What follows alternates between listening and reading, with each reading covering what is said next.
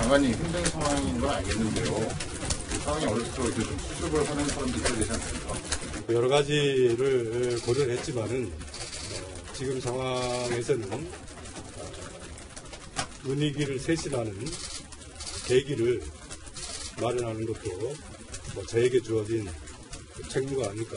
정확하게 어느 시점에 사임해야 되겠다라고 생각하셨는지. 남북관계 악화에 대해서 현재 상황을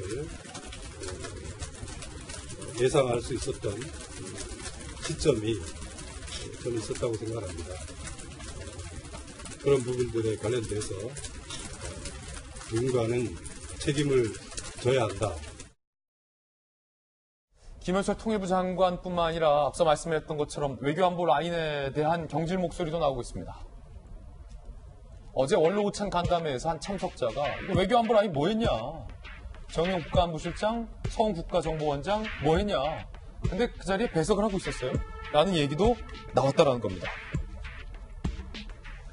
민주당의 김병기 의원은요, 국정원 출신이잖아요. 국정원이 문 대통령에게 희망 섞인 보고를 한 건지 나쁘게 얘기하면 기망인데 정말 몰랐냐고 질문할 수밖에 없다라는 얘기도 현재 나오고 있는 그런 상황인데, 김영주 의원님, 사실은 김현철 장관과 관련돼서 취임부터 논란이 많았습니다만, 김현철 장관이 이번 폭파 직전에 통일부 장차관이 했던 마지막 작업은 결국 삐라를 체크하는 일이었잖아요.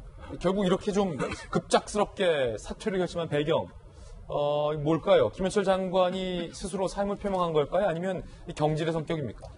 글쎄, 우리는 직접적으로 알 수는 없습니다만은 원로 오찬 간담회에 배제되어 있다는 것 자체가 이미 한쪽 방향으로 좀 정리된 거 아닌가 그런 느낌이 강하게 들고요.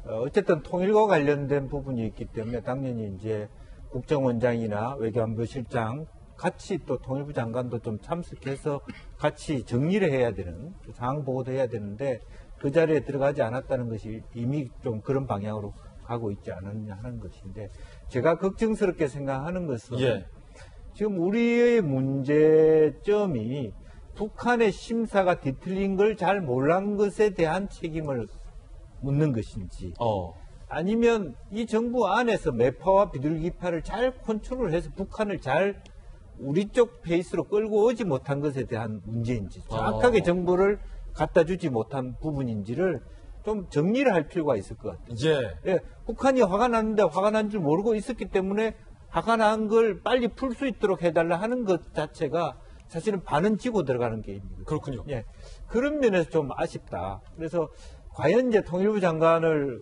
우리가 지금 하마평에 보면 그만두고 임종석 비서실장이나 우상호 의원이나 이렇게 얘기하면 결과적으로는 북한하고 친하게 지내겠다는 사람으로만 쓰겠다는 이미 프레임이 읽혀버린다면, 결국 마음이 읽혀버리면 연애라는 게 재미가 없잖아요. 호구로 당하는 거죠. 표현이 좀 적절하지 않습니다. 그 표현은 적절치 않습니다. 네, 적절하지 않았습니다만은 어쨌든 그런 면에서 북한이 대통령의 생각이 완전히 다를 수 있다는 긴장감을 높일 수 있는 새로운 어떤 반전과 그런 인물과 기획이 필요한 거 아닌가 싶습니다. 후임에 방금 말씀하셨던 것처럼 언론의 추측이긴 합니다만 임종석 전 실장, 우상호 의원 등등이 거론이 되고 있다는데, 임종석 전 실장 같은 경우는 과거 김여정 부부장과의 이 대화가 다시 회자되고 있습니다.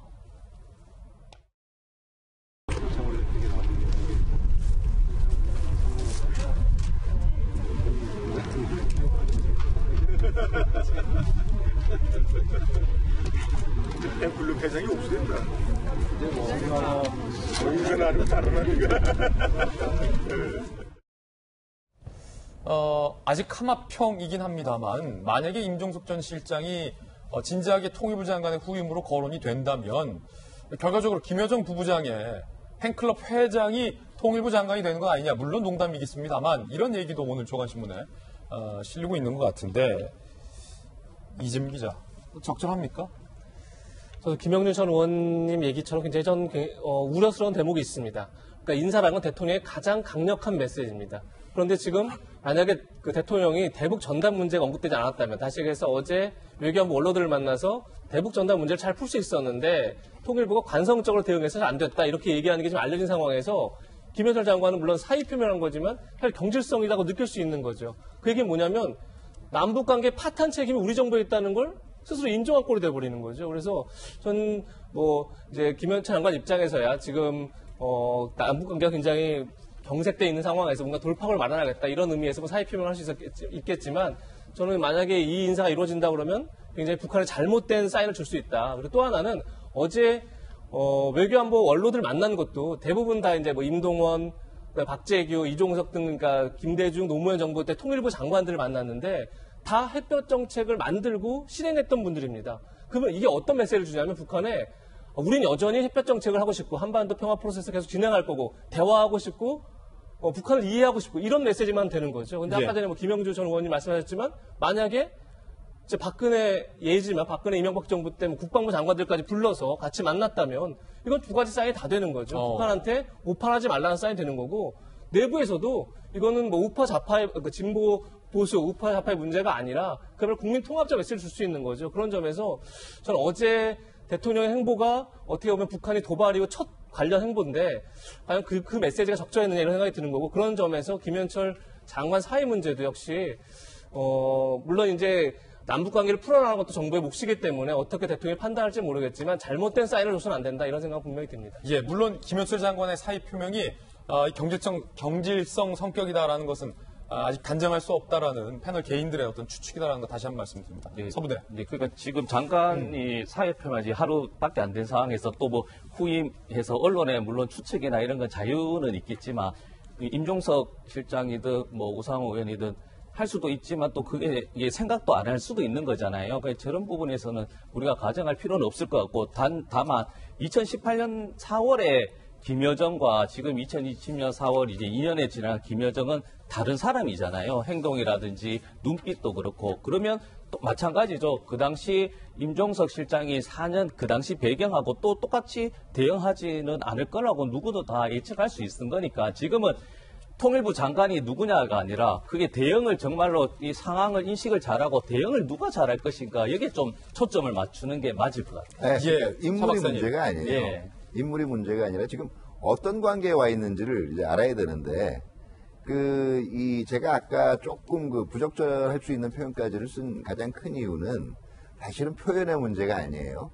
제일 큰 게 이제 대북 특사 파견 같은 경우에 저게 외교 관례의 문제보다는요. 조선중앙통신을 보면 김여정이 특사 파견을 거절한 걸로 돼 있어요. 그건 무슨 얘기냐면 특사라는 거는요. 국가 최고 지도자들이 이 소통을 위해서 파견하는 인물입니다. 진위가 뭐냐 서로 이제 이런 뜻이 있다. 근데 그거를 김정은이 거절한 게 아니라 김여정이 거절을 했어요. 조금 미안하지만 대한민국의 대통령하고 이 북한의 노동당 제1부부장하고 이 카운터파트가 돼버린 거예요.